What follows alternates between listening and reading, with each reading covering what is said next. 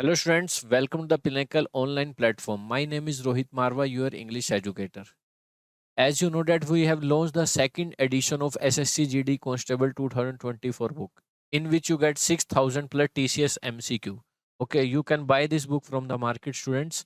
And one more good news for you students, we have launched the complete video course of 6,000 plus questions, in which I will teach you the English part. Okay, student, you can recommend this video course to your friends, relatives. We have already completed first 25 questions in English part. Okay students, चलिए, जिन भी बच्चों को अब थोड़ा बहुत कुछ भी doubt रहता था किसी भी क्वेश्चन में, जैसे सॉल्यूशन देख के बुक से नहीं समझ आता कई बार कि ये ऐसा क्यों नहीं हुआ, इस पार्ट में क्यों नहीं हुआ, अब this video course will be very helpful for them. Okay students, तो क्या करना है आपको, सबसे पहले एक बार खुद सोल्व करने की ट्राई करनी है 15 सेकंड वीडियो को पॉज करके, तब आपको सॉल्यूशन देखना है कि मैं क्या करवा रहा हूँ. और किसी भी क्वेश्चन को अगर आपको सोल्व करना है तो सीधा आप कॉन्सेप्ट ना लगाना कि कोई नाउन का प्रोनाउन का, सबसे पहले आपकी अच्छी होनी चाहिए रीडिंग स्किल कि ये पूरी लाइन इफ से लेकर फोर तक कह क्या रही है.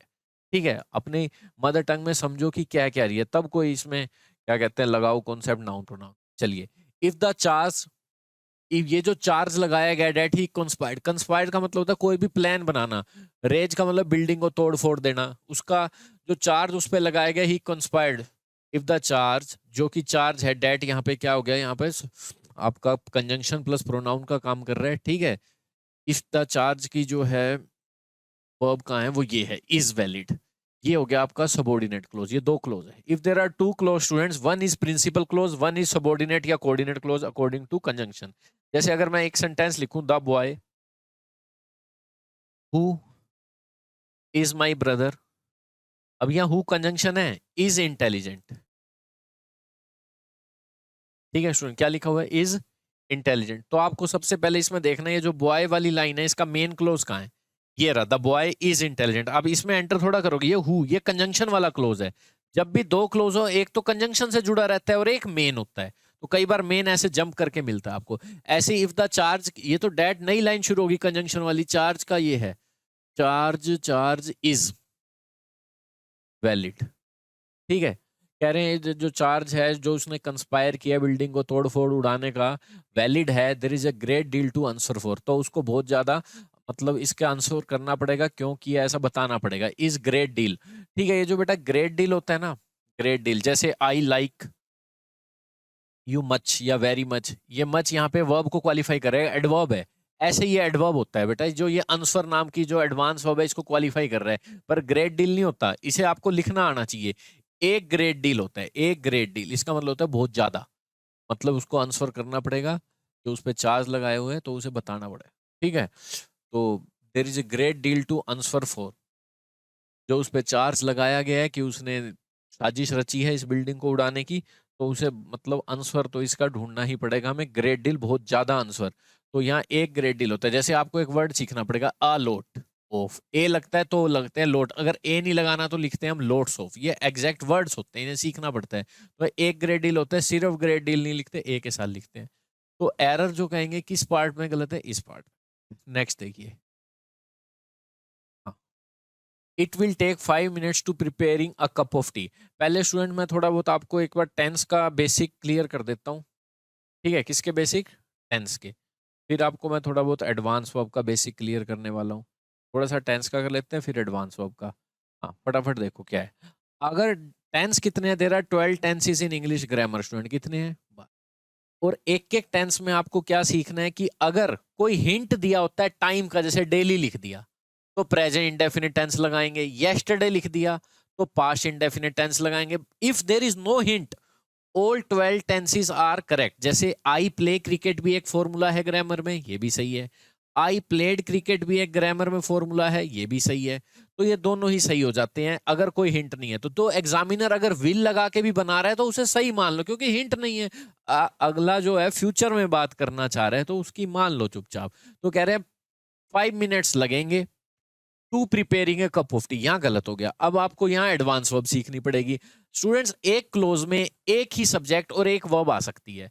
If you want to use two subjects and two verbs you should use conjunction. अगर आपको कंजंक्शन लगानी पड़ेगी, अगर आपको टू क्लोज बनाने हैं तो एक सब्जेक्ट वर्ब आ गई तो लाइन बन गई। अगर आपको एक और वर्ब यूज करनी है या सब्जेक्ट यूज करना है तो आपको कंजंक्शंस यूज करनी ही पड़ेंगी, कोई बट कोई एंड, मतलब दो वर्ब लगानी है मेन तो कंजंक्शन यूज करेंगे, क्योंकि एक क्लोज में एक ही वर्ब आ सकती है। अब आ जाते हैं देख।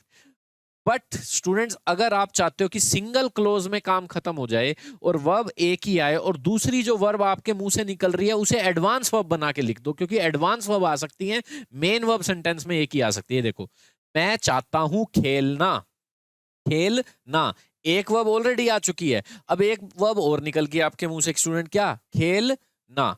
तो आपको पता है स्टूडेंट, खेलना लिखोगे अगर ऐसे, खेलना की इंग्लिश V1 लिख देते हैं ज्यादातर बच्चे जब हम सर्च करा प्ले, तो ये गलत हो गया। एक वर्ब आ सकती है, या तो कंजंक्शन लगाओ, ठीक है, एक ही वर्ब आ सकती है। अब ये तो बेटा वर्ब होगी, ये वर्ब होगी, मेन वर्ब यही है।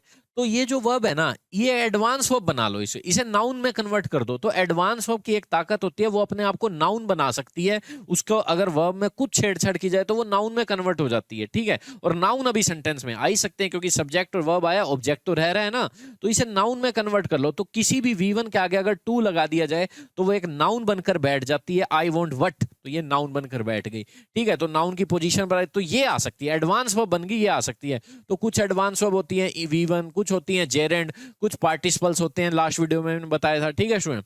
तो यही मैंने आपको कहा था, मैं चाहता हूं खेलना, पर याद रखना ये नाउन की जगह पर तो बैठ गई, पर है तो वर्ब ही, चाहे एडवांस वर्ब है तो वर्ब वाले काम करती रहती है। अपने बाद ऑब्जेक्ट लेना, एडवर्ब लेना, जो वर्ब लेती है, जैसे वोंट का ऑब्जेक्ट ये टू प्ले वट क्रिकेट, तो ये भी अपने ऑब्जेक्ट ले लेगी, एडवर्ब ले लेगी। तो ये प्ले का ऑब्जेक्ट है जो ये एडवांस वर्ब है, पर ये बैठी नाउन की जगह पे, वर्ब एक ही कंसीडर की जाएगी, यही। तो वही है स्टूडेंट, टू के बाद V1 लिखते हैं, ये वाली एडवांस वर्ब को कहा जाता है इन्फिनिटिव। कुछ होते हैं जेरेंड जो V1 प्लस ING जैसे दिखते हैं, ये हमेशा आगे जाने की सेंस देती है, फ्यूचर प्लान की। इट विल टेक 5 मिनट्स लगेंगे प्रिपेयर करने में। टू के बाद V1 लगाओ, क्योंकि एक वर्ब देखो टेक आ चुकी, बाकी एडवांस वर्ब आएगी। और एडवांस वर्ब की शक्ल ये नहीं होती टू ING, या तो सिर्फ ING या टू प्लस V1। तो टू प्रिपेयर कर दो, टू के बाद V1 लिख दो। ये प्रीपोजिशन वाला टू नहीं है स्टूडेंट, ये एक टू प्लस V1 एक एडवांस वर्ब है। एक प्रीपोजिशन वाला टू भी होता है बच्चों को, ये है। उसके बाद तो नाउन आते हैं, आई गो टू स्कूल, प्रीपोजिशन के बाद नाउन या प्रोनाउन, ठीक है। ये एक एडवांस वर्ब है, तो आपको यहाँ जो भी बुक में है ठीक कर लेना। ये एक टू प्रीपोजिशन होता तो आगे जेरेंड आता, ठीक है, या फिर सिंपल नाउन आते। ये टू प्लस V1 पूरी एक एडवांस वर्ब है यहाँ तक। तो एरर कहाँ हो गया बच्चों, यहाँ हो गया, सी में प्रिपेयर आना है, ये करिए। स्टूडेंट्स आपने टेंस किए होंगे, टेंस। मैं पास्ट की एक बात बोलना चाहता हूं, मैंने उसको देखा था। एक बात करोगे तो आप V2 लगाओगे हमेशा, एक बात V2। मेरा मोबाइल गुम हो गया था, आई लॉस्ट माई मोबाइल, ठीक है बच्चों। दो बातें करनी है तो V2 लगती है। पास्ट की कोई भी बात घटना बतानी हो जिसका इफेक्ट पास्ट में हो तो V2 लगती है। बट अगर स्टूडेंट आपको कंपेयर करनी हो दो चीजें, क्या करनी हो, कंपेयर, पास्ट की दो बातें कंपेयर, दोनों पास्ट की एक साथ लिखनी हो और दूसरों को बताना हो कि ये पहले हुई है वो बाद में हुई है। जैसे स्टूडेंट ये आपकी प्रेजेंट की लाइन मान लो लाइफ की, और ऐसे अपनी जिंदगी में पीछे जाओ पीछे जाओ पीछे जाओ, तो आपको पहले मिलेगी, मान लो आपने 12th की, और पीछे जाओ 10th मिली। अब आपको दोनों बोलनी है, बोल के दिखाओ। सिर्फ बोलोगे कि मैंने 12th की थी, V2 लगाओ, मैंने 10th की थी, V2 लगाओ। पर अगर आपको बोलना है मैं 12th करने से पहले 10th कर चुका था, तो ये कंपेयर हो गया ना। तो दोनों कंप्लीट हैं, पास्ट में है, पर एक पास्ट का भी पास्ट है, तो हेड V3 को कहते हैं स्टूडेंट पास्ट का भी पास्ट, और जो उसके बाद हुई है V2। आपने बचपन में कुछ करा होगा कि हमारे स्टेशन पे पहुंचने से पहले ट्रेन जा चुकी, तो पहले क्या हुआ है, ट्रेन जा चुकी, उसे हेड V3, हम बाद में पहुंचे V2। डॉक्टर के आने से पहले पेशेंट मर चुका था, तो पेशेंट को मिलेगी हेड V3, बाद में डॉक्टर आया था उसे V2। तो जब भी दो बातें पास्ट की करनी हो और एक पास्ट का भी पास्ट हो, उसे मिलती है हेड V3, जिसे कहते हैं पास्ट परफेक्ट टेंस, पास्ट का भी पास्ट, इसे कहते हैं पास्ट हो पास्ट। और जो उसके बाद हुई उसे V2। तो ऐसी चीजें पता कैसे लगती हैं, बिफोर आफ्टर से। और बिफोर का मतलब होता है बेटा पहले, और जब बिफोर का मतलब पहले होता है तो ये वाली बात पहले होती है। या तो अपनी रीडिंग स्किल से पता लगाओ, या ऐसे ही याद कर लो कि जब भी बिफोर कंजंक्शन लगती है ना, तो इधर वाली बात पहले होती है, तो वहां हेड V3 लगती है, और बाद वाली बात बाद में होती है जिंदगी में, V2। और अगर आफ्टर लिखते हैं जब भी हम इंग्लिश में, आफ्टर का मतलब बाद में, तो ये वाली बात बाद में पहले होती है, हेड V3, इधर V2। ऐसे याद कर लो, ठीक है बच्चों, कि बिफोर का मतलब पहले, इधर हेड V3, आफ्टर का मतलब बाद में हेड V3। तो ये वाली घटना पहले होती है। देखो, रोवर कोई पर्सन है, वो पहले ही ईट कर चुका था, पाई का मतलब हिस्सा, बिफोर वी गेट होम, ठीक है। जो भी है खाने वाने की चीजें थी वो अपना खा चुका था, बिफोर वी गेट होम, हमारे घर पहुंचे थे उससे पहले ही खा चुका था, ये सही है। ये बाद में पहुंचे तो ये हैड V3 आएगी, तो बाद में V2 ही रह गई। तो इन्होंने देखो, तो ठीक है, बिफोर आफ्टर को रट मत लेना, क्योंकि बिफोर आफ्टर कई बार फ्यूचर में भी यूज होते हैं, कई बार सिर्फ प्रीपोजिशन भी होती है, बिफोर सिर्फ नाउन लगा के खत्म हो जाता है। तो ये हिंट याद तो करो, पर एक चीज याद रखना, बिफोर आफ्टर देख लिया तो एक आधी आपको V2 एक आधी हैड V3 दिख जानी चाहिए, तब लेना रिस्क कि यही वाला कॉन्सेप्ट चल रहा है। ये नहीं बिफोर आफ्टर देखते टूट पड़े, बिफोर आफ्टर तो फ्यूचर में भी यूज होता है। तो एक आधा प्रीपोजिशन भी होती है बिफोर आफ्टर, जिसके बाद सिर्फ नाउन आएगा। तो कर लिया students, Rover had eaten the pie before we gets home, नहीं गोट होम। V2 लगानी थी, वो सही है, हैड V3। तो एरर हो गया स्टूडेंट्स इस पार्ट। क्या करिए, टुमारो की बात है स्टूडेंट, देखो tomorrow is a holiday for all, भाई सबके लिए छुट्टी है कल, एक्सेप्ट मुझको छोड़कर, ये एक प्रीपोजिशन है। एज भी यहाँ कंजंक्शन है, इसका मतलब होता है because. Because I will writing, आपको पता है स्टूडेंट, मैं कई बार बता चुका हूं, मॉडल के बाद हमेशा राइट आता है। ठीक है, ये होता है फ्यूचर इंडेफिनिट टेंस, फ्यूचर की पॉसिबिलिटी बताता है। जैसे मैं बोलूं he will come on Monday, वो मंडे को आएगा, मतलब फ्यूचर पे छोड़ दिया मैंने, आएगा नहीं आएगा। और अगर मैं फ्यूचर कॉन्टिन्यूस की बात करूं, जैसे प्रेजेंट कॉन्टिन्यूस का मतलब क्या होता है, अभी हम कुछ कर रहे हैं, मैं अभी लिख रहा हूं। पास्ट कॉन्टिन्यूस का मतलब क्या होता है, मैं पास्ट में कुछ लिख रहा था। एंड फ्यूचर कॉन्टिन्यूस का मतलब क्या होता है, उस पीरियड ऑफ टाइम में मैं ये कर रहा हूँ। ठीक है, वो तो सब सो रहे होंगे, मैं उस टाइम एग्जाम कर दे रहा हूँ। और देने के लिए गिव यूज नहीं होता, स्टूडेंट अपने लिए नहाना हो तो टेक यूज करते हैं। टेक चाय पीनी हो, ले थोड़ा रहे हैं, टेक का मतलब लेना नहीं होता, टेक एग्जाम होता है। जैसे मिस्टेक करना है तो डू नहीं लिखते, मेक मिस्टेक लिखते हैं, मेक। तो ये कॉनोटेशन होती है, आपको पता होना चाहिए कौन सी वर्ब कब अच्छी लगती है। ठीक है, चलो आई विल राइटिंग, तो यहाँ तो टेक और गिव तो पूछा नहीं हुआ, राइटिंग ही है, चलो कोई दिक्कत नहीं। हाँ, जब टुमारो इज अ हॉलीडे, कल छुट्टी है, टुमारो यहाँ एडवर्ब नहीं है, नाउन का काम कर रहा है। फॉर ऑल हम सबके लिए, मुझको छोड़कर, as I will be writing my exam, future continuous tense बना लो। विल राइट तो बिल्कुल ही गलत है, सीधा एरर पता लग जाएगा, ये गलत है, विल मॉडल के बाद राइट आता है। अब कौन सा टेंस लगाएं, मैंने कहा था if there is no hint all tense are correct, कोई हिंट नहीं है तो चुपचाप मान लो सब कुछ। तो विल बी राइटिंग ज्यादा बेटर लग रहा है कि लिख रहा हूँ कर रहा हूँ जब सब रेस्ट कर रहे होंगे। ठीक है, सब सो रहे होंगे टुमारो, मेरे को छोड़कर जब। ठीक है, आगे इतनी बात समझ, क्या लिख रखा है। सबसे पहले आपको पता है ना, रीडिंग स्किल लगानी है, समझना। कल छुट्टी है सबके लिए, मेरे को छोड़कर, मैं कल एग्जाम लिख रहा हूँ, टुमारो से पता लग गया।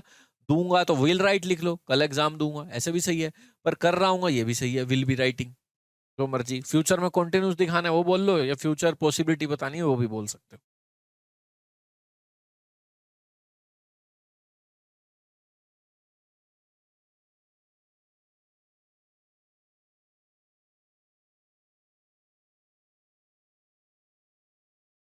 चलिए नेक्स्ट। हाँ, डोंट पैनिक, इसे कहते हैं इंपेरेटिव सेंटेंस, जो सिर्फ V1 से स्टार्ट होते हैं। नेगेटिव करना हो तो डोंट। ठीक है, इन्हें इंपेरेटिव सेंटेंस कहते हैं, सामने वाले को ऑर्डर देने वाले, रिक्वेस्ट करने वाले, एडवाइस करने वाले। देखो स्टूडेंट, इंग्लिश में है 12 टेंस, 12 टेंस है। पर 12 टेंस से आप हर सेंटेंस की इंग्लिश नहीं बना पाओगे। जैसे मैं बोलूं गेट बंद कर दो, 12 टेंस में से कोई टेंस आपकी मदद नहीं करेगा इस लाइन की इंग्लिश बनाने के लिए। ये तो ता है, रहा है, यहीं खत्म हो जाएंगे, गा है, बस। अब मैंने कहा काश मैं PM बन जाऊं, इमेजिनेशन आ गई, कोई टेंस मदद नहीं करेगा। बट वर्ब तो लगती है किसी भी सेंटेंस को बनाने के लिए, स्टूडेंट वर्ब तो लगती है। ठीक है, और वर्ब की फॉर्म वही होती है, V1 V2 V3 और एक ING वाली, जिसे V4 बोल देते हैं कई बार, प्ले प्लेड प्लेड प्लेइंग। ठीक है, अब मैंने अगर बोलना है कोई भी लाइन, तो वर्ब तो यही यूज होंगी घुमा फिरा के। ठीक है, अब मैंने बोला गेट बंद कर दो, तो मैं इस ऐसे सेंटेंस को बोल लेते हैं इंपेरेटिव, और यहाँ ऐसे सेंटेंस बनाने के लिए V1 यूज हो जाती है। बट V1 यूज होगी तो इसका मतलब ये नहीं है स्टूडेंट ये प्रेजेंट इंडेफिनिट टेंस ही हो गया, बस ये V1 है, दिख रही है वैसी। प्रेजेंट इंडेफिनिट टेंस की तो ये हिंदी होती है, मैं गेट बंद करता हूँ, ये तो है गेट बंद कर दो, फ्यूचर में होगा ये तो बंद, ता है तो है ही नहीं। तो बस ये V1 दिख रही है तो प्रेजेंट इंडेफिनिट टेंस नहीं। कहीं V2 दिख जाए तो इसका मतलब ये नहीं है वो पास्ट इंडेफिनिट टेंस ही होगा। इमेजिनेशन में हम V2 यूज करते हैं, क्योंकि वर्ब की फॉर्म यही है घुमा फिरा के, टेंस। ठीक है, पर बातें अलग अलग निकल के आती हैं दुनिया में, जो टेंस मदद नहीं कर सकते। तो ऐसे सेंटेंस नेगेटिव बोलना हो कि गेट मत बंद करो, डू नॉट लगा दो। ठीक है, तो ये V1 ही है, वही डोंट पैनिक, हम तुम्हें अकेला नहीं छोड़ेंगे, ये विल नॉट की शॉर्ट फॉर्म है, ट्रबल में। व्हेन यू ट्रेवलिंग गलत है। ठीक है, वही कंडीशनल सेंटेंस है। कंडीशनल सेंटेंस क्या होते हैं स्टूडेंट, ये पता ही होना चाहिए। फर्स्ट कंडीशन टेंस में करवाई जाती है, जैसे if I will study, I will pass. जब भी दो बातें फ्यूचर में बतानी हो, आप दोनों में विल नहीं लगाते, क्योंकि विल शल का मतलब होता है फ्यूचर की पॉसिबिलिटी बताना।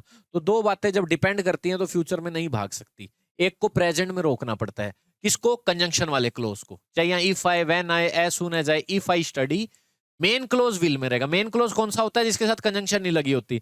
जिसके साथ कंजंक्शन लगी होती है वो होता है सबऑर्डिनेट क्लोज। आप बोल लो कंजंक्शन वाला क्लोज, सबऑर्डिनेट क्लोज, ये मेन है। ठीक है, तो ये वही है। नेगेटिव है बस, कोई नहीं, हम तुम्हें अकेला नहीं छोड़ेंगे जब तुम हमारे साथ ट्रैवल करते हो। तो यू ट्रैवलिंग तो बिल्कुल गलत है स्टूडेंट्स। सब्जेक्ट के बाद आईएनजी तो आ ही नहीं सकता इज एम आर के बिना। बट मैंने कहा इनडेफिनेट यूज करते हैं ज्यादातर, यू ट्रैवल कर लो। तो एरर तो मिल गया हमें, सी पार्ट बिल्कुल गलत है अकॉर्डिंग टू टेंस। सीधा सब्जेक्ट के बाद आईएनजी नहीं आ सकता। ठीक है, नेक्स्ट करिए। फिर वही चीज, द कोच सेड, कोच ने कहा, क्या कहा? Shreyas had practising on the lawn tennis court, practice कर रहा था। ठीक है, अब आपको इसके लिए थोड़ा बहुत नरेशन में समझना। बुक में कोई भी लिखा हुआ है आप मेरी सुनिए, ठीक है, जो मैं बता रहा हूँ। देखो नरेशन पे आ जाओ। श्रेयस के बारे में एक बात कहता हूं मैं, नरेशन का मतलब होता है स्टूडेंट अपने घर पे जाके सुना देना, यही होती है नरेशन। मैंने श्रेयस के बारे में बोला, श्रेयस इज राइटिंग, श्रेयस लिख रहा है। अब आप घर जाके जब सुनाओगे तो ये बात पुरानी हो जाती है। नरेशन का मतलब होता है घर जाके अपने शब्दों में सुनाना, तो वो पुरानी हो जाएगी। तो मैंने आपको बोला श्रेयस इज राइटिंग, ठीक है, अभी बोला है, पर आप घर जाओगे जब तो बोलोगे ही सेड दैट, कि कहा था, पुराना हो गया ना। तो आप श्रेयस इज राइटिंग नहीं बोलोगे, वॉज राइटिंग बोलोगे, क्योंकि पुराना हो गया। बट अगर मैं पहले से ही वॉज राइटिंग बोल दूं तो स्टूडेंट, ये लो, श्रेयस वॉज राइटिंग, लो पहले से ही वॉज राइटिंग बोल दिया कि वो लिख रहा था, बोल दिया मैंने, तो वो लिख रहा था। अब बताओ क्या करोगे? हाँ।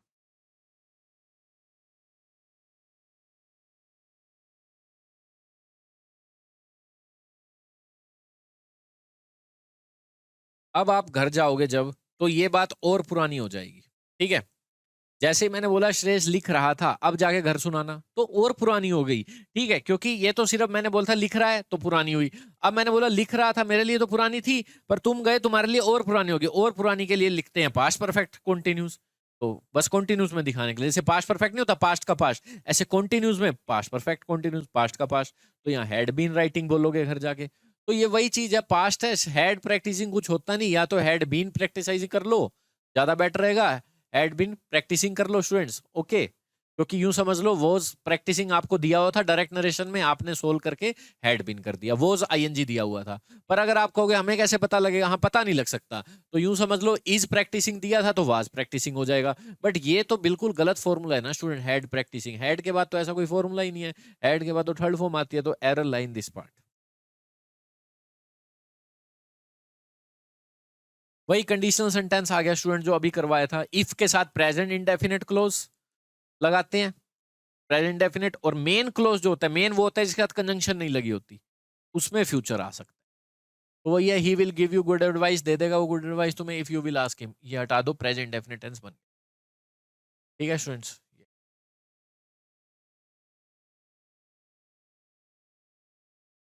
एक सेकंड, गलत लगा दिया क्या हमने? मेन क्लोज फ्यूचर में, सबऑर्डिनेट क्लोज प्रेजेंट में। सबऑर्डिनेट क्लोज ये वाला है, इफ के बाद वाला ये है। ठीक है ना, यू आस्क हिम आएगा। याद करो, कंजंक्शन जहां लग गई तो समझ लो विल नहीं लगाना, जहां कंजंक्शन ही लग गई। जहां कंजंक्शन नहीं लगी वहां लगाना। एक को फैक्ट बनाना पड़ता है, दोनों बातें फ्यूचर में नहीं जा सकती। He goes to Shimla every year, every year लिखा हुआ हिंट है, और हिंट है तो प्रेजेंट डेफिनेट सही लगा हुआ है। एवरी ईयर, डेली, ये प्रेजेंट डेफिनेट टेंस ही लगवाते हैं आप, परमानेंट सी। बट दिस ईयर, पर इस साल, ही वॉज गोइंग टू, क्यों पास्ट लगा रहे हो? इस साल मतलब प्रेजेंट लगाओ ना, प्रेजेंट कॉन्टिन्यूस की सेंस आ रही है, इस साल जा रहा था नहीं जा रहा है। ठीक है, बस प्रेजेंट की सेंस आ रही है दिस ईयर, तो एरर बी में है, सॉरी। ठीक है, ये करिए।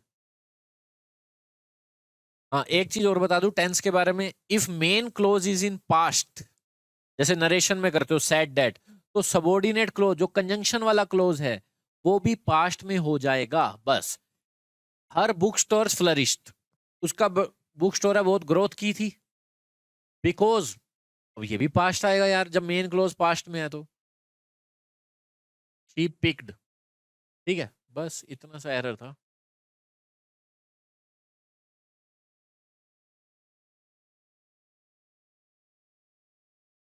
हाँ जी बताइए। चलो, अब ये आफ्टर और बिफोर वाला क्वेश्चन ना करने लग जाना कि आफ्टर से बाद में हैड V3 कहाँ गया। अरे आफ्टर यहाँ प्रीपोजिशन है और प्रीपोजिशन के बाद ये नाउन आया हुआ है बस। लास्ट नाइट का डिनर, ये एडजेक्टिव का काम कर रहा है। का ये नाउन है। डिनर ऑफ लास्ट नाइट, बस एक्स्ट्रा इन्फॉर्मेशन जैसे वाटर ऑफ गंगा, तो ये रहा नाउन। प्रीपोजिशन के बाद नाउन आते हैं, ये रहा। ठीक है, और ये लास्ट, इसको ओपन करके लिख लो, ऐसे लिख लो, डिनर ऑफ लास्ट नाइट। ठीक है, तो ये तो एक्स्ट्रा इन्फॉर्मेशन होती है प्रीपोजिशन के बाद। ये रहा आपका सब्जेक्ट। चलो अब बताओ। तो लास्ट नाइट है तो ईटिंग क्या लिख रहे हैं, ये तो कोई टेंस ही नहीं है। दे के बाद सीधा आईएनजी आ ही नहीं सकती, या तो इज एम आर या कुछ भी। दे वर ईटिंग बोल लो, दे वर ईटिंग बोल लो। लास्ट नाइट डिनर के बाद उन्होंने एप्पल खा रहे थे, यूं भी बोल सकते हो। सेकंड फॉर्म भी लगा सकते हो कुछ। मैंने कहा है ना, if there is no hint continuous tense लगाओ, पास्ट लगाओ, जो मर्जी लगाओ, पर पास्ट का लगाओ। लास्ट नाइट है तो ठीक है। एट लगा लो, खाए थे, उन्होंने एप्पल खाए थे, यूं भी बोल सकते हो। चलो, कंप्लीशन दिखा लो। V2 लगाने से कंप्लीशन हो जाएगा, वर ईटिंग लगाने से क्या हो जाएगा, कंटिन्यूटी दिख जाएगी। अगर हिंट नहीं है बच्चे तो ये भी सही है, वो लेटर लिखता है। हिंट नहीं है तो ये भी सही है, ही इज राइटिंग, वो लिख रहा है। तो आप कोई चैलेंज नहीं कर सकते, यूं भी बोल सकते हो खा रहे था। पर ज्यादातर सेंस कंप्लीशन के आए थे कि उन्होंने खाए थे, V2 लगा लो। और वही चीज होगी, आफ्टर से बाद हैड V3 नहीं लिखी तो प्रीपोजिशन लगा के नाउन लगा दिया, इधर V2 आ गई। तो एरर यही है बेटा, ईटिंग नहीं आ सकता। ये तो आप डायरेक्ट ढूंढ लोगे कि ईटिंग नहीं आ सकता। ठीक है ना। कह रहे dad will you get me a box of crayons. Crayon का मतलब होता है जो कलर पेंसिल्स होती हैं। ऑन योर वे होम, घर आते हुए। Teacher told us yesterday, teacher ने हमें बताया। यू मस्ट, मस्ट के बाद ब्रिंग भी सही है। ए बॉक्स ऑफ क्रेयन, एक बॉक्स लाना है। With you to the drawing class, drawing class में। और I will not be late you stay in the class, नहीं तो मैं तुम्हें क्लास में नहीं आने दूंगी, यूं टीचर ने इनको कह दिया। I will not be late, कोई फॉर्मूला ही नहीं है ये ग्रामर का। आज वो सिखा, तो मैं नहीं आने दूंगी, विल लगाया, विल नॉट लगाया। अगर आप बी लगा के लेट लिख रहे हो तो इसका मतलब आप पैसिव फॉर्मूला लगा रहे हो। क्या लगा रहे हो, पैसिव फॉर्मूला, क्योंकि will be plus third form passive है। ये थर्ड फॉर्म भी लेट की यही होती है, फर्स्ट फॉर्म भी। बट मैं कहता हूं ये सेंटेंस एक्टिव में लिखना चाहिए, तो एक्टिव में लिखना चाहिए तो आप विल के बाद सीधा V1 लगाओ। तो एक्टिव पैसिव आज ये सीख ही लो सेंटेंस। बच्चों एक्टिव से पैसिव तो सब बना लेते हैं, आपको पता है एक्टिव से पैसिव बनाना हो। Will, will V1, I will play cricket का क्या बना दोगे, क्रिकेट विल बी प्लेड, ये आता है। पर सेंटेंस पहचानना कि एक्टिव में है या पैसिव में, ये बड़ी बात है। अगर सेंटेंस एक्टिव की डिमांड कर रहा है तो आप फॉर्मूला भी एक्टिव का लगाओ। पैसिव में है सेंटेंस, मतलब एक सेंटेंस है। एक्टिव पैसिव एक सेंटेंस होता है इंग्लिश का, और कुछ नहीं। अगर ये सेंटेंस पैसिव सेंस का है तो फॉर्मूला भी पैसिव का लगाओ। और पैसिव का फॉर्मूला होता है बी की फॉर्म प्लस थर्ड फॉर्म लगती लगती है। Will be third form, is V3, was V3, कुछ भी। But if sentence is in active, use according to them. ठीक है, टेंस के फॉर्मूले लगाओ, सिंपल। अब ये सेंटेंस एक्टिव पैसिव पहचानना बड़ा आसान होता है। देखो कितना आसान है। मैंने यहाँ पे लिखा आई विल, देखो मैं प्ले क्रिकेट लिख रहा हूँ, बिल्कुल सही लिख रहा हूँ, आई विल प्ले क्रिकेट। क्यों, क्या करना होता है एक्टिव पैसिव में, वर्ब उठाओ और आगे आ जाओ, इसको उठाओ, ये नाउन प्रोनाउन जो है। क्या यही खेल रहा है, हाँ यही खेल रहा है, तो सेंटेंस एक्टिव में डूअर है। बट अगर मैं आगे क्रिकेट लिख दूं, अब आपको पता है क्रिकेट तो नहीं खेलेगा, क्रिकेट को खेला जाएगा, तो अब आएगा विल बी प्लेड। आगे रिसीवर आ गया तो फॉर्मूला पैसिव का। जैसे एक एग्जांपल के साथ देखते हैं। Patient dash by a doctor. मैं ऑप्शन दे रहा हूं विल सेव, जो कि एक एक्टिव का फॉर्मूला है स्टूडेंट, और एक फॉर्मूला दे रहा हूं आपको विल बी सेव, ये एक पैसिव है। अब आप पहचानो ये सेंटेंस एक्टिव की डिमांड कर रहा है या पैसिव की, फॉर्मूला लगाना आना चाहिए। देखो एक्टिव पैसिव पहचानने का बहुत तरीका है। वर्ब उठाओ और चेक करो पेशेंट कुछ कर रहा है या पेशेंट पे किया गया। गिवन वर्ब जो सेंटेंस में दी हुई वर्ब है, ऐसे तो पेशेंट भी कुछ ना कुछ कर ही सकता है लाइफ में। इस सेंटेंस में देखना है बस, जो वर्ब सेव बचाना, क्या पेशेंट बचा रहा है या उसको बचाए, उसको बचाएगा। मतलब सेंटेंस में आगे डूअर नहीं बैठा वर्ब का, रिसीवर बैठा है, तो फॉर्मूला पैसिव का। आ जाओ।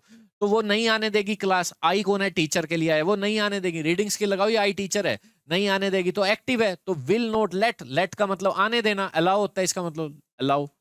ठीक है, ये मेन वर्ब है सेंटेंस की, आगे जितनी भी एडवांस वर्ब है ये V1 है। लेट जो वर्ब है, देखो लेट से कोई भी सेंटेंस बनाओ, ये मेन वर्ब होगी सेंटेंस की, लेट मी, आगे एडवांस वर्ब आएगी। और ये एक ऐसी वर्ब है जो आगे एडवांस वर्ब टू V1 को नहीं लेती, सिर्फ V1 को ले लेती है। और इसमें दो वर्ब इकट्ठी भी नहीं होती क्योंकि बीच में मी आ जाता है।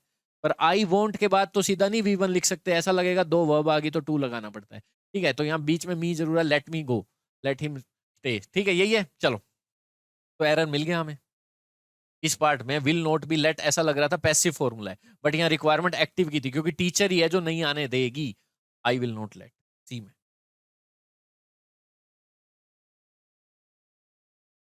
ये करिए। द शील्ड, सबसे पहले इस यूज्ड को वर्ब समझने की गलती मत कर देना कि सेंटेंस की ये मेन वर्ब है। इस शील्ड की मेन वर्ब ये है, ये एक एडवांस वर्ब है। यहां से यहां तक एक्स्ट्रा इंफॉर्मेशन, जैसे एक्स्ट्रा इंफॉर्मेशन नहीं होती, मोदी कोमा लगा के लिख दिया द पीएम ऑफ कंट्री, फिर कोमा लगा दिया, ये मोदी की एक्स्ट्रा इंफॉर्मेशन है। आगे जो वर्ब है इज कमिंग, आपको ऐसे जंप मार के ढूंढनी पड़ेगी, मोदी इज कमिंग। ठीक है बच्चों। ऐसे ये जो शील्ड के बाद यूज लिखा हुआ है, मैंने लास्ट क्लास में बताया था, पास्ट पार्टिसिपल है। ये क्या है? पास्ट पार्टिसिपल, जो पैसिव सेंस में यूज होता है, थर्ड फॉर्म। ये एडवांस वर्ब होती है। ठीक है, ये पास्ट पार्टिसिपल होते हैं, एक तरह से एडजेक्टिव का काम करते हैं। वर्ब जैसे दिखते हैं पर है नहीं वर्ब, एडजेक्टिव का काम करते हैं, नाउन की विशेषता बताते हैं। ठीक है, जैसे मैंने एक लाइन लिखी, स्टूडेंट देखो, मैंने एक चेयर देखी, देख ली चेयर, एक वर्ब तो आ चुकी सेंटेंस में, अब तो एडवांस आएंगी जो आएंगी, या तो फिर दो क्लोज बनाओ कंजंक्शन लगा के। ठीक है, आई सॉ ए चेयर, अब चेयर की विशेषता बतानी है, कैसी चेयर? टूटी हुई। तो मैं इसके आगे ब्रोकन लिख दूंगा, ये हमेशा थर्ड फॉर्म जैसे दिखते हैं, पैसिव का काम करता है। चेयर नहीं तोड़ी, चेयर को तोड़ा गया, ब्रोकन बाय मोहन। ठीक है, मैं इसे दो क्लोज भी बना सकता था, विच इज ब्रोकन, पर अगर आपको दो क्लोज नहीं बनाने, सीधा V3 लिख दो, चेयर की विशेषता है। एडजेक्टिव को बाद में भी लिखा जाता है जब इसके आगे बाय मोहन हो। ये सब ना होता तो मैं इधर भी लिख देता ब्रोकन चेयर। बाय मोहन के कारण पास ही लिखना पड़ता है, बाद में नाउन के बाद में लिखने पड़ते हैं। आईएनजी वाले एडजेक्टिव भी होते हैं, देखो, कंफ्यूजिंग क्वेश्चन, बोरिंग मूवी, ये कंटिन्यूटी की सेंस देते हैं और एक्टिव सेंस के, मूवी बोर कर रही है। कंफ्यूज, ये थर्ड फॉर्म वाले एडजेक्टिव। ऐसा पर्सन जो कंफ्यूज नहीं करा, खुद कंफ्यूज है, ये पैसिव सेंस के, खुद। और इधर मूवी डूअर है, मूवी बोर कर रही है। इंटरेस्टिंग मूवी, मूवी इंटरेस्ट पैदा कर रही है। कंफ्यूज पर्सन खुद कंफ्यूज है, डिप्रेस्ड पर्सन खुद डिप्रेस्ड है। तो वही चीज है, पैसिव सेंस का है। शील्ड को यूज किया जाता है बाय वॉरियर। ठीक है, वो किससे बनी है? आयरन से बनी है। तो शील्ड के लिए ये विशेषता, इसे छोड़ दो, ये एक्स्ट्रा इन्फॉर्मेशन है। शील्ड की जो असली वर्ब है वो हैव लिखा है, शील्ड सिंगुलर है, हैव नहीं आएगा स्टूडेंट, हैज आएगा, because subject is singular, then verb also will be singular. Subject verb agreement है, सिंपल। तो आपको यहाँ पे इस पार्ट में आना, ये करिए।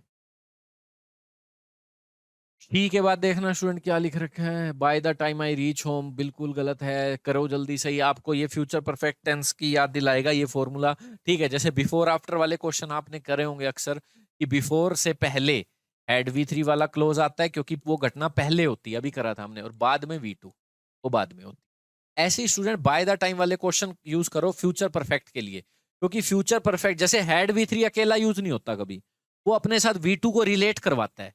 ऐसे ही फ्यूचर परफेक्ट कर चुके होंगे हमारे आने से पहले, जैसे पेशेंट मर चुका होगा इससे पहले डॉक्टर आता है, हम थिएटर में पहुंच चुके होंगे इससे पहले मूवी स्टार्ट होती है। तो ये विल शैल सिर्फ प्रेजेंट परफेक्ट है जो अकेला यूज होता है, फ्यूचर परफेक्ट भी अकेला यूज नहीं होता स्टूडेंट। ये बाय द टाइम के साथ V1 का क्लोज लेके यूज होता है, अकेला यूज नहीं होता। देखो, बाय द टाइम आया, V1 आई, तो मुझे पता लग गया यहाँ फ्यूचर परफेक्ट आएगा, क्योंकि बाय द टाइम के साथ प्रेजेंट इंडेफिनिट से रिलेट करके फ्यूचर परफेक्ट आता है। ठीक है, क्या कह रहे हैं? जब तक, बाय द टाइम का मतलब जब तक हम पहुंचते हैं वो जा चुकी होगी, वो जा चुकी होगी। अब ये पता कैसे लगा सर जा चुकी होगी या जा चुकी है बोलना है? क्यों? देखो, शी के साथ वैसे भी हैज आएगा, वैसे ही गलत है ये। ठीक है, वैसे ही मिल जाता आपको एरर कि शी के साथ हैज आता है, पर हैज लेफ्ट ना लिखना, क्योंकि प्रेजेंट परफेक्ट टेंस नहीं चाहिए। उस प्रेजेंट परफेक्ट टेंस तो अकेला यूज हो जाता है। अगर इतना ही बोल रहे ना वो जा चुकी है, सीधा इतना बोल लो she has left home.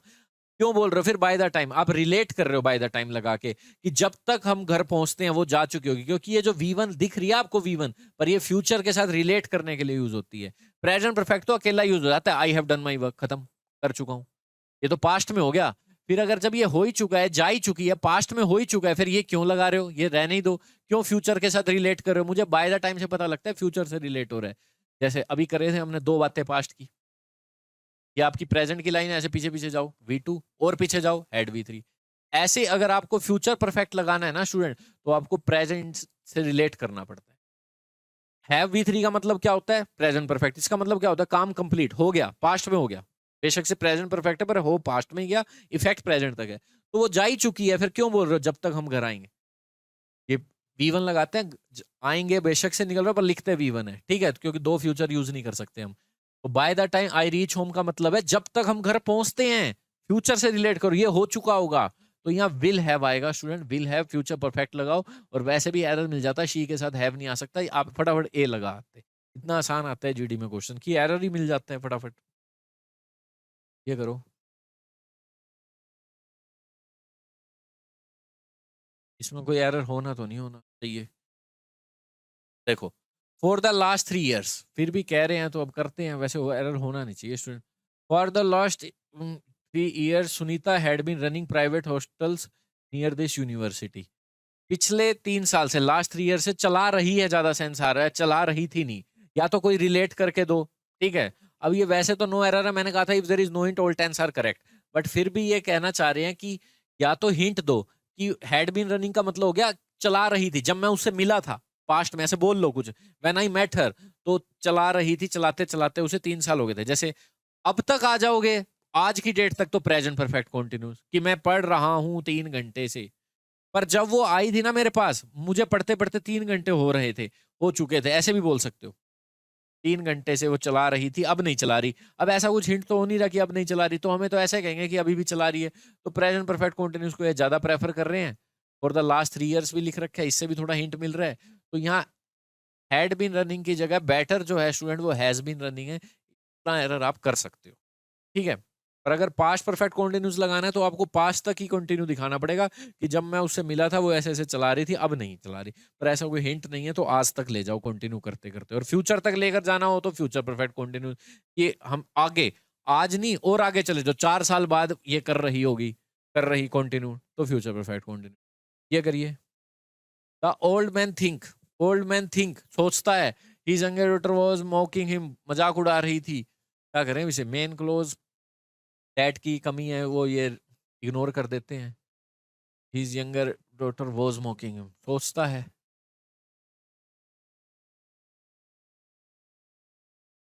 Main close present में है तो वो पास्ट में हो तो सकता है, सोचता है।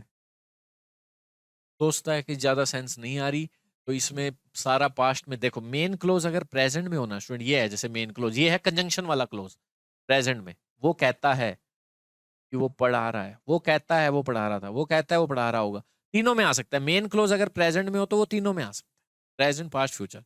बट मेन क्लोज पास्ट में हो तो वो पक्का पास्ट में आएगा, ठीक है। तो स्टूडेंट इसमें ज्यादा सेंस ये नहीं है कि हमेशा ही सोचता है, उस पास्ट है कि वो सोच रहा था, ज्यादा बेटर है थॉट, और सोचा था उसने कि वो मजाक उड़ा रही थी। तो एरर आप कर सकते हो इस पार्ट में, कोई इसमें वो नहीं है, ठीक है। सेंस की बात थी बस इसमें, डेली का रूटीन तो नहीं होता। देखो बच्चों, अब आपको मैंने कहा था all tense are correct if there is no hint, but I play cricket भी सही है, आई प्लेड क्रिकेट भी सही है, पर दोनों में से अगला कहे कोई एक चुन, तो ज्यादातर हम वो चुनते हैं जिसमें सेंस आए कि ये घटना तो एक ही बार हुई होगी, डेली थोड़ा होती होगी, तो हम पास्ट को ज्यादा प्रेफर कर लेते हैं, ठीक है। जैसे मैंने किसी को देखा तो रोज थोड़ा देखते हैं, तो मैं आई सॉ हर लिखूंगा ज्यादातर। Naira have been taking dance class this year, have been गलत है, नायरा हैज बीन आएगा, और क्या आएगा, नायरा सिंगुलर है, देखते ही एरर हो रहा है, बस ठीक है। इज टेकिंग भी लिख सकते हो, वो कोई दिक्कत नहीं, फोर सिंस तो दिया नहीं हुआ।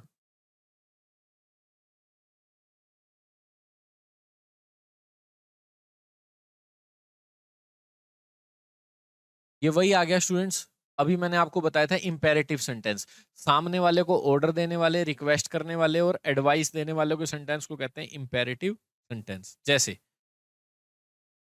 गेट बंद कर दो, क्लोज द, विंडो ओपन कर दो, ओपन द विंडो। इनमें सब्जेक्ट कभी नहीं लिखते, अंडरस्टूड होता है सामने वाला, क्योंकि सामने वाले को ऑर्डर देते हैं, यू नहीं लिखते, ठीक है। पर ये V1 से स्टार्ट होते हैं हमेशा, तो पर ये प्रेजेंट डेफिनेट टेंस नहीं है। बार बार कह रहा हूँ, कहीं भी V1 लिखी है तो प्रेजेंट डेफिनेट टेंस नहीं हो गया, उसमें तो ये हिंदी आती ना, गेट बंद करता हूँ, डेली होता हो, ये तो फ्यूचर में बंद होगा, गेट बंद कर दो, ठीक है स्टूडेंट। ये V1 से स्टार्ट होते हैं। डू नॉट ना लगाओ, डज नॉट, बस नेगेटिव बोलना हो तो डू नॉट लगा लो, ठीक है ये वही imperative sense and present definite tense नहीं है, उसमें सब्जेक्ट दिया होता है, इनमें सब्जेक्ट हमेशा सामने वाला होता है, इसलिए नहीं लिखते, ठीक है। वर्ब की फॉर्म वही 4 है हमारे पास, V1 V2 V3 V4। कुछ भी टेंस से बाहर हमें इंग्लिश बनानी है, वर्ब तो वही यूज होती है। आप बता दो राइट की आप और कौन सी स्ट्रक्चर जानते हो इन चारों के अलावा, right, road, return, writing, use तो यही होंगी। अब मुझे बोलना है काश मैं PM बन जाऊं, ये कुछ हो जाए, इसमें V2 लगती है, तो इसका मतलब ये नहीं हो पास्ट इंडेफिनिट टेंस हो गया, वर्ब की फॉर्म यही घुमा फिरा के यूज होंगी, ठीक है। बट आपको समझना है कि ये V1 से शुरू है तो वही इंपेरेटिव सेंटेंस है। इंस्ट्रक्शंस हैं बोतल पर, क्या कहती हैं, ओपन करो पैकेट को और फिर एंड लगाया है तो ये इंपेरेटिव ही तो रहेगा। जैसे क्लोज करो गेट को और विंडो को ओपन कर दो, ओपन ही तो रहेगा। तो ओपन करो और पोर, ये सेकंड फॉर्म क्यों लगा दी? इंपेरेटिव सेंटेंस में हमेशा V1 लगती है और ये वही है V1 से शुरू होने वाला। इनमें सब्जेक्ट अंडरस्टूड होता है, सामने वाला लिखता ही नहीं है, इसलिए V1 से स्टार्ट होंगे, यही इनकी पहचान है। ठीक है, इंपेरेटिव सेंटेंस कहते हैं सामने वाले को ऑर्डर, रिक्वेस्ट, एडवाइस, इंस्ट्रक्शन है एक तरह से। और करते ही ठीक हो जाएगा। इस पार्ट में एरर है। क्या है कि भाई ओपन करो पैकेट को और जो इसके कंटेंट्स है हॉट वाटर में डाल दो। जो भी सूप बनाना है तो जो भी है बोतल में कुछ भी पड़ा है हॉट वाटर में उसे डाल दो। ठीक है, और का मतलब डाल।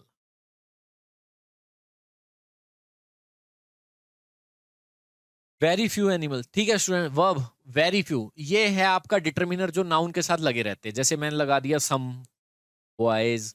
एडजेक्टिव बोलते हैं कई लोग इसको, ठीक है, जो नाउन को क्वालिफाई करते हैं उनसे पहले लगे रहते हैं। एडजेक्टिव में ये फर्क है, वो प्रोनाउन की विशेषता बताते हैं। ही इज गुड, ये देखो बता दिया ऐसे लिंकिंग वर्ब लगा के। बट ये सिर्फ नाउन की बताते हैं, तो ये हमेशा नाउन से पहले मिलेंगे आप। ठीक है, तो आपको यहाँ क्या करना है, वेरी फ्यू हमेशा प्लूरल नाउन लिखवाते हैं अपने पास, जैसे सम लिखवाता है, जैसे ईच सिंगुलर लिखवाता है, ईच बॉय। तो डिटरमिनर होते हैं, डिटरमाइन करते हैं नाउन सिंगुलर आएगा, प्लूरल आएगा, अनकाउंटेबल आएगा। तो फ्यू एनिमल्स सब्जेक्ट है ना, ये तो फ्री में लगे हुए डिटरमिनर या एडजेक्टिव बोल लो, वर है प्लूरल ना। इजी क्वेश्चन, ये करिए। What does kangaroos, kangaroos is plural, so don't use does, use do. ठीक है, आपको पता है जब भी क्वेश्चन करते हैं तो हेल्पिंग वर्ब आगे आ जाती है, बट सब्जेक्ट से आगे आती है ना, तो सब्जेक्ट यही है ना, तो वर्ब अकॉर्डिंग टू सब्जेक्ट आएगी। देखो डू, यू, प्ले। आपको पता है स्टूडेंट सब्जेक्ट इससे पहले आ जाती है हेल्पिंग वर्ब जब क्वेश्चन पूछते हैं, तो यू प्लूरल है तो ये प्लूरल आएगा ना। और डज ही प्ले, आपको पता है सब्जेक्ट सिंगुलर है तो वर्ब भी सिंगुलर आएगी, और एस वाली वर्ब सिंगुलर होती है। तो कंगारूस प्लूरल है, डू आएगा। खुद करते रहो बच्चों, देखो वीडियो को लाइक शेयर और कमेंट करते रहो बच्चों, ठीक है। ग्रुप में शेयर कर दिया करो, इस तरह की सीरीज है। व्हाट्सएप नंबर दिया हुआ है, कुछ भी डाउट हो, सीरीज लेनी हो ये, ठीक है, कांटेक्ट कर सकते हैं आप। इंग्लिश ग्रामर का कंप्लीट कोर्स चाहिए उसके लिए भी कांटेक्ट कर सकते हैं आप, complete course 499। Okay, I think India will win the T20 cricket match. क्या करें इसमें, ठीक है, मैं सोचता हूँ, और विल शैल पॉसिबिलिटी के लिए यूज होते हैं, ये हो जाएगा वो हो जाएगा, ठीक है, कोई एरर नहीं है इसमें। फ्यूचर में आ सकता है, मेन क्लोज प्रेजेंट में हो तो वो फ्यूचर में आ सकता है। चलो, शाम शैल लो भाई, हर मॉडल के बाद V1 आती है, बात ही खत्म। वो ठीक है, टुमारो है तो सही है, फ्यूचर इंडेफिनिट।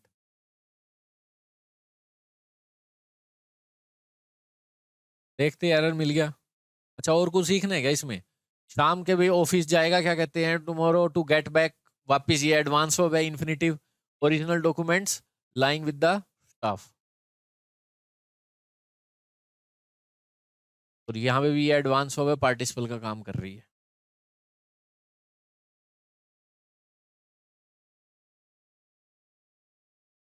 लास्ट नाइट, कोई डाउट हो आप कमेंट कर सकते हैं, व्हाट्सएप नंबर ले सकते हैं मेरा 8708243324। Last night I played my guitar loudly and the neighbour, सारा पास्ट में चल रहा है, लास्ट नाइट आई प्लेड, ठीक है, बजाया बहुत ज्यादा, लाउडली का मतलब बहुत, और नेबर्स कंप्लेन करते हैं, ये क्यों V2 लगा दी, तो यह भी तो सारा पास्ट में चलेगा। कंप्लेन की सेकंड फॉर्म कंप्लेंट, कंप्लेंट मत कर देना, कंप्लेंट एक नाउन होता है, इसका मतलब होता है शिकायत, और कंप्लेन वर्ब होती है, इसका मतलब होता है शिकायत करना, ठीक है। तो आप यहाँ पे एरर हो गया, ठीक है, नेक्स्ट करिए।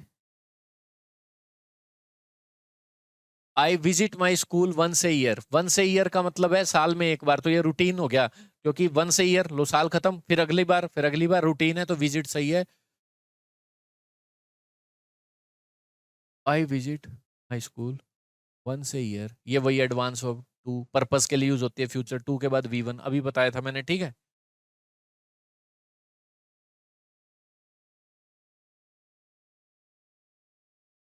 ये देखो, I want to play cricket, ये सेंटेंस की मेन वर्ब और ये आपकी एडवांस वर्ब।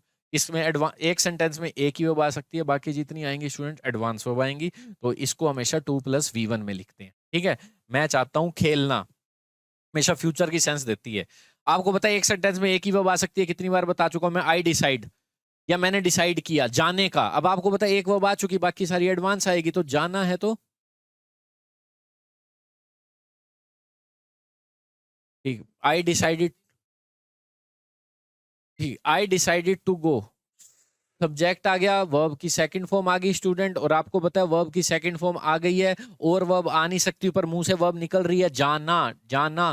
तो आपको पता है जाना तो वर्ब है, अब इसको नाउन बना लो, क्योंकि नाउन अभी आ सकता है। तो इस गो को नाउन बनाने के लिए क्या करें, कुछ वर्ब कहती है जेरेंड बना दो, कुछ वर्ब कहती है आगे जाने की सेंस है तो इन्फिनिटिव बना दो टू। ये प्रीपोजिशन वाला टू नहीं है बेटा, उसके बाद तो जेरेंड या नाउन आते हैं, ये पूरी एक एडवांस वर्ब है। तो टू मीटिंग नहीं, इसकी टू के बाद वी वन लगा के एडवांस वर्ब बनाई जाती है, क्योंकि एडवांस वर्ब कितनी भी आ सकती है, मेन एक ही आती है, वो आ चुकी है। ठीक है, क्योंकि वो नाउन वगैरह बनकर एडवर्ब बनकर बैठ जाती है, वो आ सकते हैं अभी नाउन एडवर्ब्स, वर्ब एक ही, एक क्लोज में एक वर्ब। ये करिए, मिसिस मीरा है कोई और उसकी फैमिली ने रिसीव्ड किया letter a week ago, week ago को मतलब पास्ट की बात, लास्ट मंथ, ऐसे येस्टरडे, वी टू लगती है, बिल्कुल सही है। पास्ट की कोई डेट लगी हो तो हमेशा वी टू लगानी चाहिए। और बट प्रेजेंट पे इफेक्ट देखो, वी टू लगाओ चाहे हैज है वी थ्री लगाओ, दोनों का काम यही है कि हो गया कंप्लीट, पर प्रेजेंट पे इफेक्ट आ जाए बिल्कुल प्रेजेंट में कि आज का मिलाकर, तो ये लगाना होता है कंप्लीशन दिखाने के लिए। पास्ट तक बात बतानी हो तो कंप्लीशन दिखाने के लिए ये लगाना होता है, तो एरर तो है नहीं इसमें। ये करिए, बिल्कुल इजी है, हिंट है।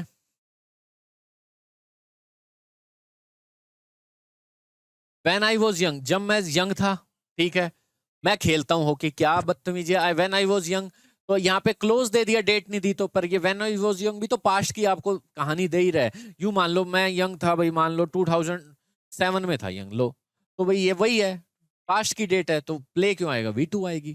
ठीक है, ये रूटीन बता रहा है कि खेला करता था। ठीक है, तो V2 पता है दो बार की लगती है, ऐसी घटना के लिए लगती है जो एक बार खत्म होगी, हो गया बस एक बार, जैसे मैंने मोबाइल गुम करा, I lost my mobile, yes, एक बार हुआ है बस ये।